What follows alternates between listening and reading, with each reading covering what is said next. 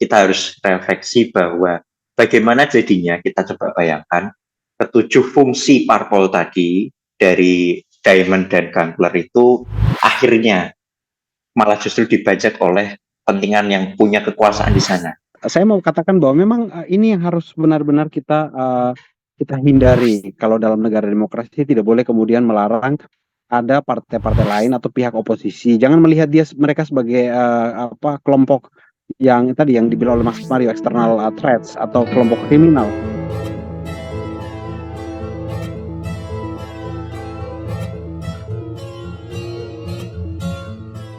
Halo rekan-rekan politik, kita bertemu lagi di Cowboy Politik. Saat ini kita sudah menginjak ke episode ke-7. Pas ya, Presiden ke-7 lah kita episode ke-7.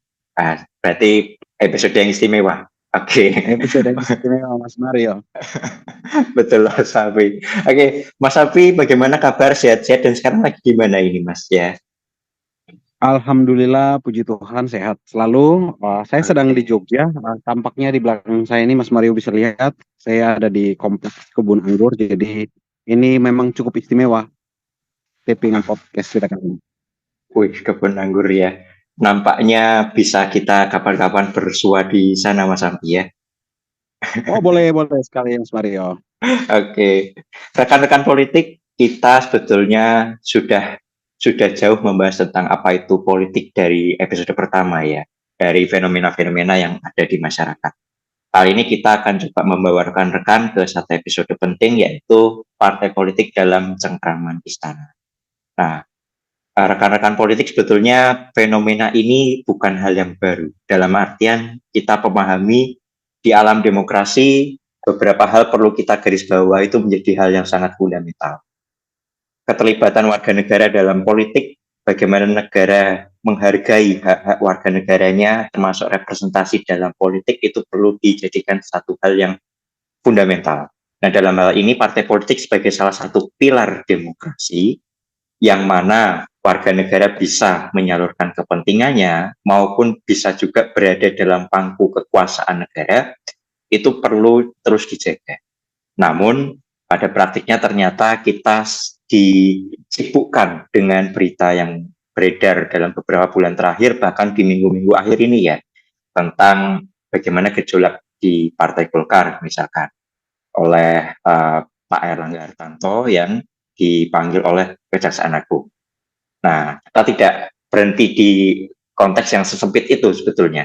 Lalu ada juga Partai Demokrat. Bagaimana sengkarutnya dengan Pak Muldoko di situ, dan juga tentu banyak partai-partai lain yang sebelumnya sudah mengalami hal-hal yang serupa.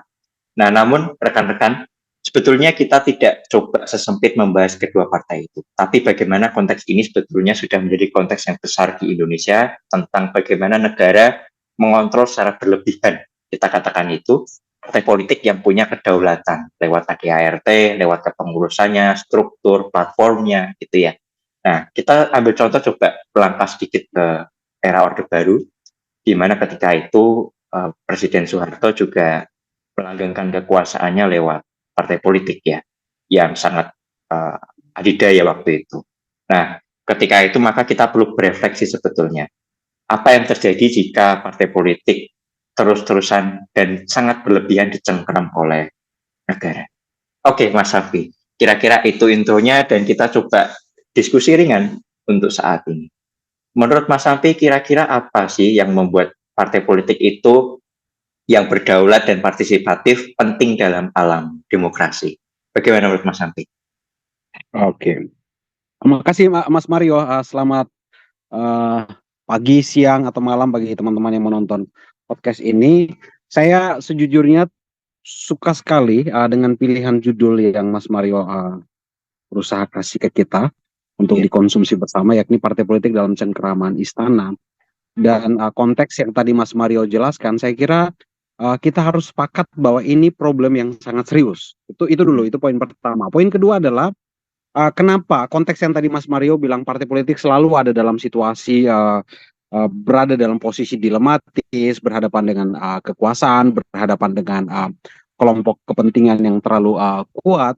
Saya kira kita harus jujur mengatakan Karena partai politik kita di Indonesia, ini saya tidak bicara partai politik di luar Indonesia ya, Iya, dalam studi-studi yang kita lakukan sejauh ini menunjukkan bahwa pelembagaan atau institusionalisasi itu tidak terjadi dengan baik, sehingga mhm, terjadi bolong-bolong yang menurut saya ada potensi untuk orang melakukan intervensi dan pencengkraman. Jadi alih-alih bahwa hari ini kita akan bicara khusus tentang apa dampak kemudian kalau partai politik itu berada dalam cengkraman di sana, tapi di awal saya ingin mengatakan bahwa hal ini terjadi karena partai politik yang sejatinya dia sebagai sebuah instrumen penting untuk demokrasi. Bayangkan dalam banyak hal itu dia yang bisa apa misalnya melahirkan eksekutif, melahirkan legislatif, tetapi iya, selalu terjadi berulang di setiap kontestasi pemilu seperti ini ada gejolak-gejolak yang terjadi di partai-partai yang hari ini Mario tadi sebut ada Partai Golkar, lalu ada Partai Demokrat,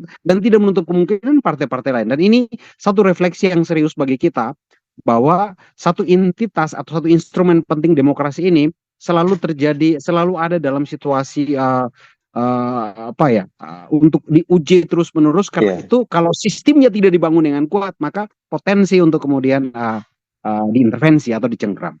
Nah, mari kita coba lihat apa sih yang ditulis oleh Larry Diamond dan juga Richard Gunter. Dia menilai bahwa partai politik itu punya 7 fungsi penting yang menurut mhm, saya semua kita harus paham. Yang iya, pertama itu soal kandidat nominasi. Jadi nominasi kandidat. Dan ini saya kira bukan lagi sesuatu yang sangat baru. Jadi Mas Mario bisa lihat selalu terjadi berulang 5 tahunan orang iya, menjadi caleg, orang menjadi bakal calon kepala daerah. Jadi itu kan tentu lahir dari partai politik. Meskipun ada aturan bahwa ada independen ya. Kalau menjadi kepala daerah itu dia cukup kemudian tidak pakai kendaraan partai, tapi dia bisa kemudian mengumpulkan sebanyak mungkin dukungan dengan mhm, memenuhi aturan tertentu dia bisa menjadi kandidat. Tetapi sejauh ini 90 sekian persen itu seluruh kandidasi nominasi kandidat itu ditentukan betul oleh partai politik, diatur betul oleh partai politik. Jadi Larry Diamond menempatkan ini poin paling pertama menjadi iya, fungsi dari partai politik. Yang kedua adalah elektoral mobilisasi. Jadi mobilisasi elektoral ya masih sama konteksnya soal pemilu dan mhm, pileg. Di mana-mana partai politik itu yang punya peran untuk melakukan mobilisasi elektoral. Jadi partai sangat ditentukan soal dari elektabilitas dia dan nanti kita bisa jelaskan di belakang lah. Tapi ini menurut saya satu fungsi yang sangat penting. Dan yang ketiga adalah soal struktural isu tentang struktural partai. Dan kalau dari hasil studi kita, Mas Mario, saya kira iya, apa yang ditulis oleh Larry Diamond dan Richard Gunter ini sebenarnya menunjukkan bahwa betapa pentingnya struktur partai. Tapi di Indonesia kita harus mengatakan bahwa persoalan sangat penting di Indonesia adalah soal bagaimana tidak menguatnya struktur partai. Akibatnya tadi ada celah yang kemudian bisa dimain-mainkan oleh kelompok kepentingan yang lebih lebih kuat. Nah, poin yang keempat adalah soal bagaimana fungsi representasi itu dilakukan. Jadi kalau dilihat partai politik itu mempunyai satu peran yang menurut saya benar apa yang dibilang oleh Larry dan fungsi representasi.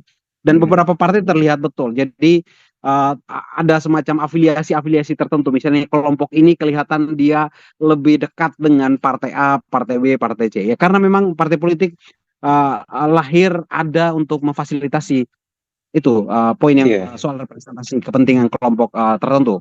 Dan yang kelima saya kira partai politik juga punya peran yang sangat penting untuk melakukan agregasi kepentingan. Nah, saya kira mhm, ini poin keempat dan kelima ini masih dekat-dekat. Jadi kalau sebuah kelompok punya semacam kepentingan dan biasanya partai politik datang mencoba untuk menampungnya, mengagregasinya menjadi sebuah kebijakan, lalu kemudian itu dibawa mengagregasi menjadi sebuah isu lalu itu dibawa ke kebijakan. Jadi saya kira ini iya, fungsi yang sangat penting. Dan yang keenam itu memang terasa cukup jauh, tetapi Larry Diamond sebetulnya memberikan kita satu pelajaran baru bahwa salah satu fungsi yang penting dari partai politik itu adalah terkait forming dan sustaining government in office. Saya kira itu kalau anggota dewan mereka sudah terpilih, apa sih yang mesti dia lakukan misalnya saat dia menjadi ini pejabat pemerintah.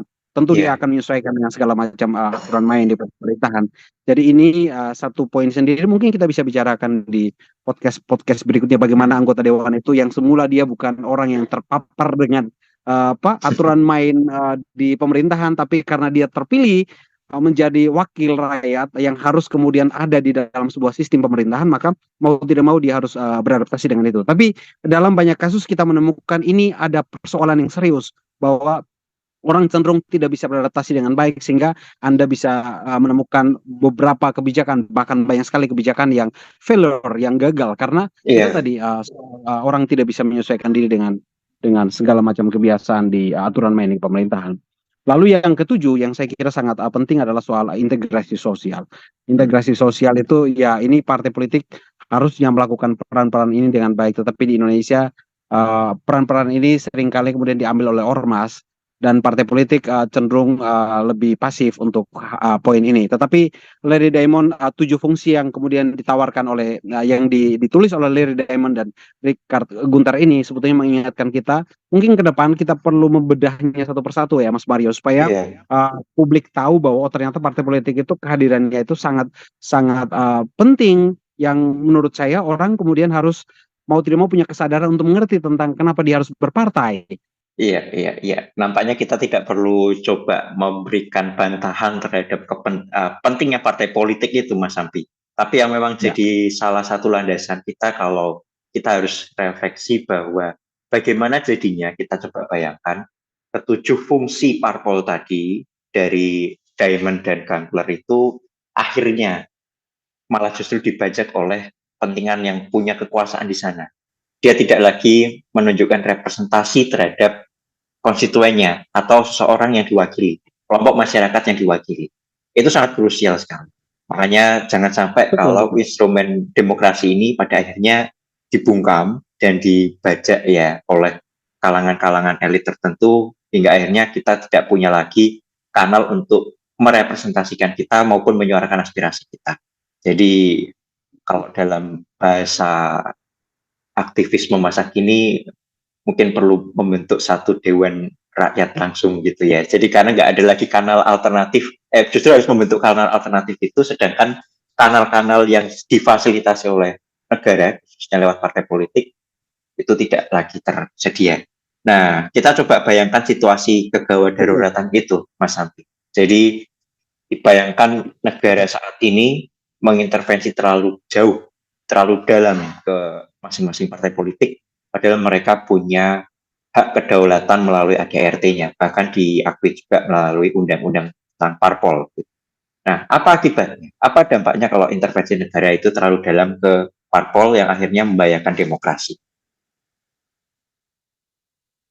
Eh, saya kira pasti punya dampak yang sangat serius ya. Tadi sebetulnya sebelum saya mau lanjut menjawab apa yang ditanyakan oleh Mas Mario, saya mau mengatakan bahwa meskipun Larry Diamond dan Richard Gunter ini melakukan studinya untuk partai-partai yang bukan di Indonesia, tapi saya kira 7 poin yang disebutkan oleh Larry Diamond sangat dekat dengan kita dan ini hari-hari sebetulnya kita mencoba untuk mengerti tentang bagaimana kedudukan partai politik ini dalam struktur sosial masyarakat kita dan memang tujuh-tujuhnya ini sedang kemudian dilakukan oleh partai politik. Hanya itu tadi terjadi gap. Kenapa Ya, bisa terjadi gap? Karena itu tadi bisa saja terjadi di sistem partai politiknya yang belum terlalu kuat sehingga ada celah yang memungkinkan kemudian ada kelompok kepentingan masuk dan melakukan intervensi atau bisa saja secara sengaja kekuasaan memahami bahwa partai politik ini harus diganggu untuk tujuan tertentu. Nah, jadi oh, ini yang menurut saya harus kita lihat bahwa kalau memang poin kedua yang saya sebut tadi bahwa semacam ada intervensi karena memang ada upaya untuk berusaha untuk mengganggu supaya partai politik tertentu itu tidak cukup eksis untuk melakukan kandidasi nominasi, melakukan nominasi kandidat uh, kepada satu tokoh tertentu atau kepada 2 atau 3 tokoh tertentu. Yang ini yang kemudian menurut saya sangat membahayakan kondisi demokrasi kita hari ini. Jadi saya sepakat bahwa kalau kemudian ada intervensi, benar ada intervensi dari negara, mari kita lihat misalnya Demokrat dan Golkar hari ini,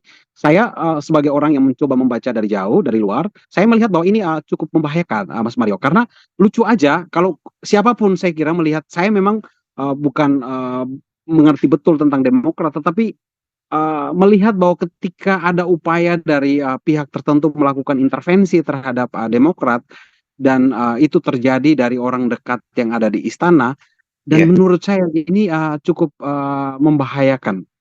Artinya kita ada dalam situasi kok ini negara demokrasi yang harusnya partai politik itu dirawat, partai politik itu kemudian diberikan tempat atau ruang yang baik untuk dia bertumbuh, berkembang sebagai instrumen demokrasi, tapi kok malah kemudian diganggu.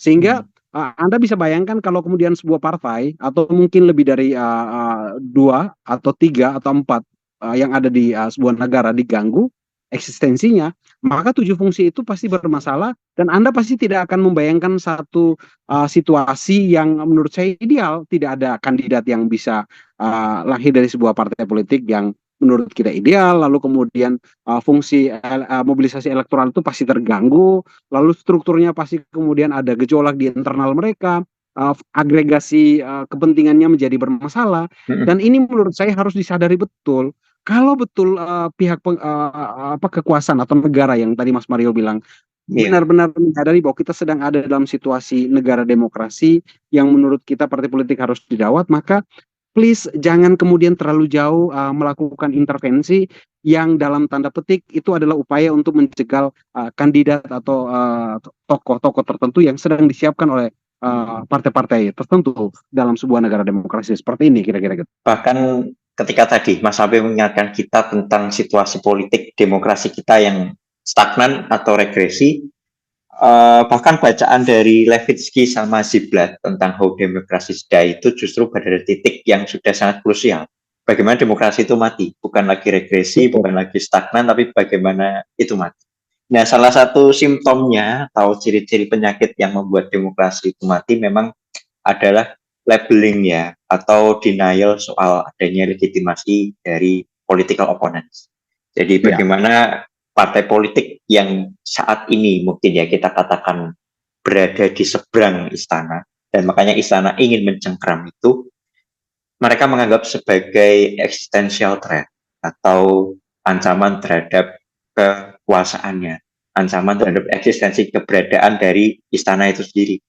Makanya mungkin kalau begitu kita bisa coba tarik lebih dalam Mas Ampi tentang bagaimana negara itu juga bisa jadi memakai instrumen-instrumen demokrasi bukan untuk justru melindungi hak warga negara terhadap representasinya di partai politik, tapi justru untuk menunjukkan kekuasaannya secara berkelanjutan. Jadi kita bisa katakan otoritarianisme berwajah.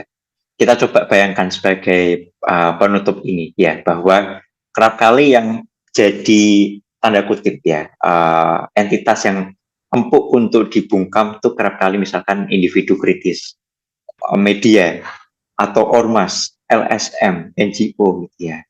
Nah, ini parpol yang punya akses kekuasaan lebih dekat dibandingkan entitas-entitas tadi, kalaupun dibungkam dan dicengkram oleh istana, lantas warga negara seperti kita pada umumnya lewat mana lagi bisa mengakses kekuasaan itu, mengakses kebijakan itu. Nah, coba kita bayangkan itu, rekan-rekan politik. Ya, yang tentunya kita berharap bahwa ke depan Mas Mario, tambah oh satu iya, hal dulu ya, sorry. oke. Saya tertarik tadi apa yang Mas Mario sampaikan dari bacaan demokrasi Hmm. Oh, DAI demokrasi tadi ya, stay. Hmm. How Demokrasi Dies yang ditulis oleh itu Levitsky itu Iya, dan Ziblatt. Saya mau katakan bahwa memang ini yang harus benar-benar kita hindari. Kalau dalam negara demokrasi tidak boleh kemudian melarang ada partai-partai lain atau pihak oposisi. Jangan melihat mereka sebagai kelompok yang tadi yang dibilang oleh Mas Mario external threats atau kelompok kriminal.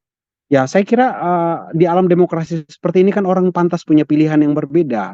Dan kenapa kemudian ketika pilihan berbeda itu harus menjadi dimusuhi, dan ini yang tidak baik menurutku. Jadi mari kita belajar dari negara-negara demokrasi yang menurut saya mereka berusaha memberikan ruang yang cukup kepada kelompok-kelompok yang memang punya punya punya gagasan yang berbeda, dan mereka datang dengan beberapa argumentasi untuk melakukan perubahan. Dan kenapa kemudian orang yang berubah punya gagasan yang berbeda itu lalu harus dijadikan sebagai kelompok yang dibegal, harus kemudian ini, dan menurut saya itu harus kita hindari, Mas Mario. betul, betul. Dari buku yang pertama tadi kita lihat dari Diamond dan Gangler, ada dua fungsi yang esensial di sana, isu structuring dan juga interest aggregation. Kalau kita bayangkan, bukan berarti partai politik tanpa kritik ya. Partai politik juga harus menjalankan sirkulasi kekuasaan juga dengan ideal gitu.